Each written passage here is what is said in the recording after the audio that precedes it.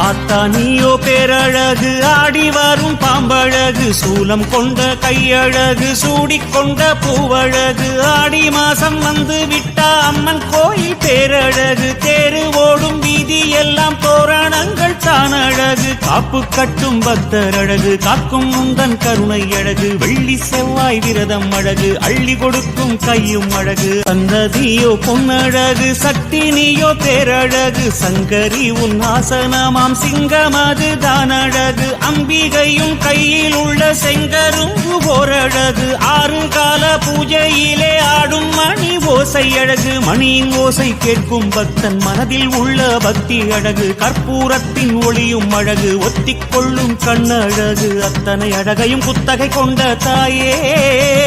உனை புத்தியில் வைத்தோம் நிம்மதி வேண்டும் மாயே. Download ShareChat.